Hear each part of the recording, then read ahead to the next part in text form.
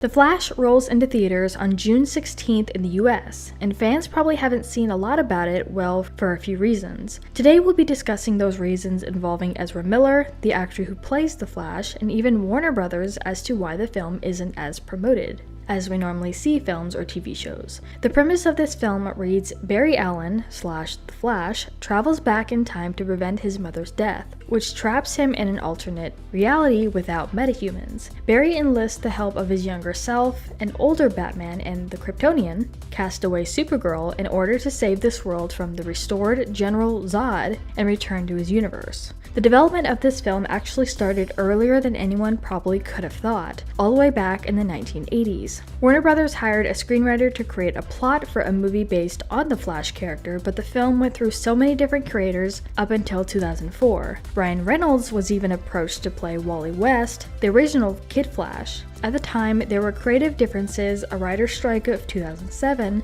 and finally in 2020, pre-production began. And of course we know what happened in 2020, therefore production was delayed once again. Stop right there.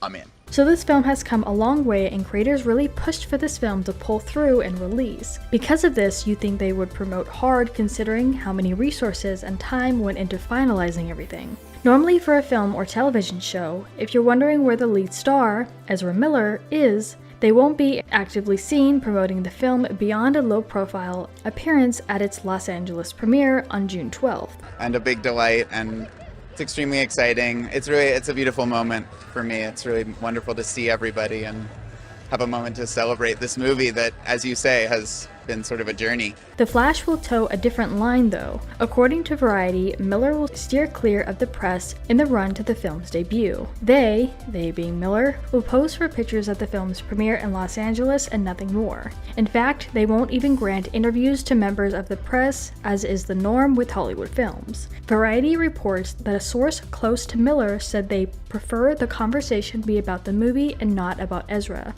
adding they're currently focused on their mental health, which it seems like some other stars are doing too. Tom Holland recently came out and said he was taking a year off after his release of the Crowded Room Apple TV series, saying it was a very hard and mentally draining role. Here, I'm so sorry, I'm late.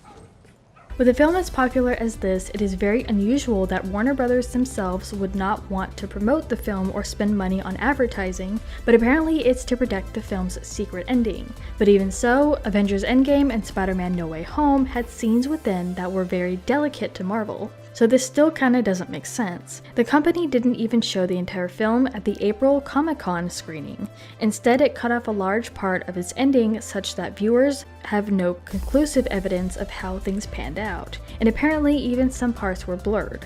On the flip side, it appears that screening the film in only the most popular cities is actually working, as well as showing the trailer during the Super Bowl, and people are still talking about it to this day and haven't forgot about it. Despite the rationale reportedly behind Warner's choice to avoid the press circuit, we wonder whether Miller's issues last year didn't also play a part. The 30-year-old actor had been at the center of many controversies that includes an arrest for disorderly conduct and harassment, as well as a suit for breaking and entering. And this could very well be true. Instead of canceling the film altogether being so close to release, the company saying it's about the film and not the actor could be their strategy to promoting the film instead of having Ezra Miller in the press stirring up old things and hurting the film, especially after decades of development.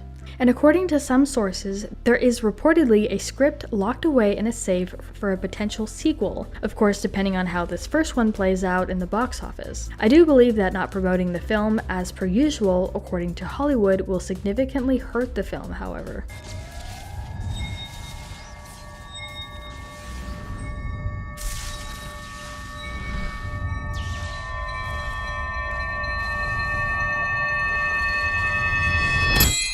But we wanted to turn this around to you guys and ask what your thoughts are on all of this and what your take on the movie is. Let us know what your thoughts are in the comments down below. Make sure you're subscribed with notifications on for more videos just like this. That's it for today though. We'll see you all next time with a brand new video. Bye guys!